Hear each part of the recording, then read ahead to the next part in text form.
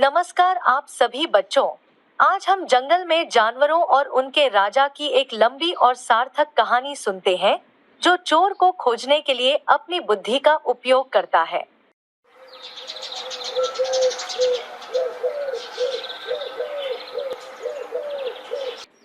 एक बड़ा और हरा भरा जंगल था। वह जंगल बहुत ही सुंदर था। उस जंगल में कई प्रकार के प्राणी सब मिलजुल कर रहते थे। उस जंगल में एक हाथी भी रहता था। हाथी दिखने में बहुत बड़ा था, मगर वह बड़े ही शांत स्वभाव का था। बस उसकी एक ही समस्या थी, उसे बहुत जोर की भूख लगती थी, वो भी एकदम सुबह सुबह। इसलिए वह अपने घर पर कुछ खाना स्टोर करके रखता था। एक दिन हाथी को बहुत जोर की भूख लगती है और उसके घर में कुछ नहीं होता। मुझे तो बहुत ज्यादा भूख लगी है, चलो जाकर कुछ खाकर आता हूँ। हाथी खाना ढूंढने निकल जाता है। उसे एक जगह पर गन्ना दिखाई देता है। अरे वाह, मीठा मीठा गन्ना खाऊंगा आज तो मैं। हाथी गन्ने के पास जाकर बड़े मजे से गन्ना खाने लगता है। मेरा तो पेट भर गया। इतना मीठा गन्ना मैंने पहले कभी नहीं खाया। थोड़ा गन्ना अपने साथ घर भी लेके चलता हूँ। हाथी गन्ना लेकर अपने घर आ जाता है और गन्ना एक जगह पर रख देता है। चलो अब थोड़ा सो लेता हूँ। रात होने वाली थी, इसलिए हाथी सोने चला जाता है।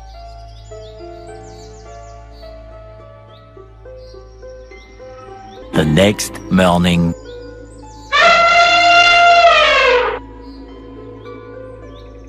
सुबह हाथी उठकर बाहर आता है और हर दिन की तरह उसे भूख लगती है।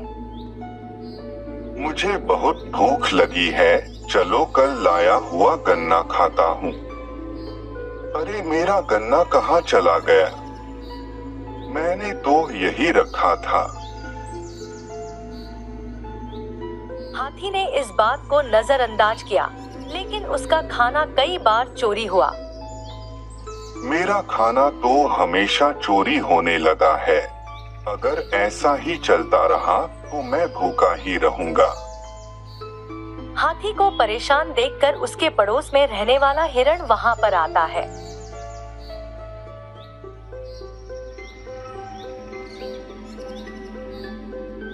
क्या हुआ हाथी भाई, परेशान लग रहे हो?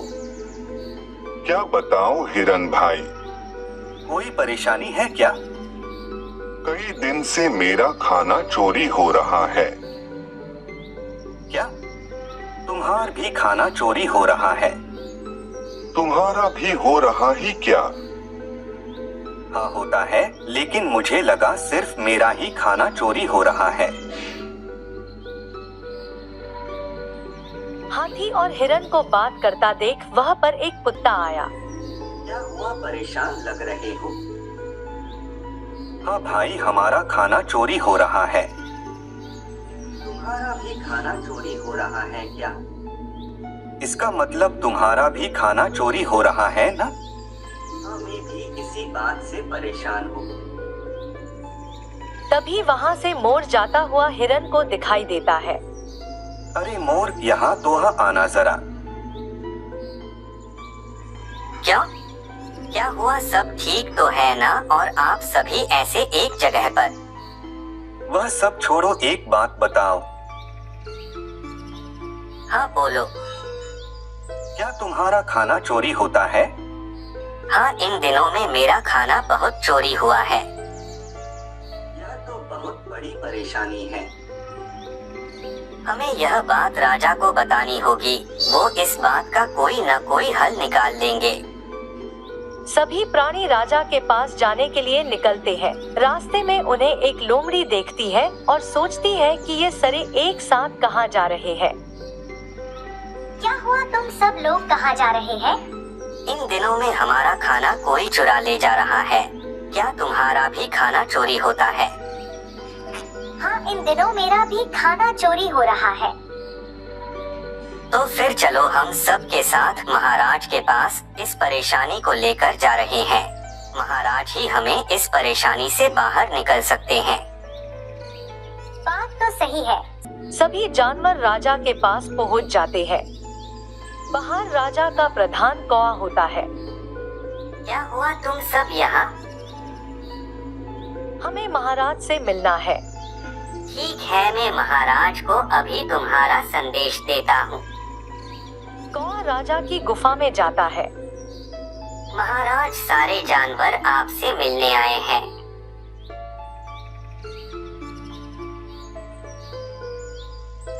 क्या हुआ?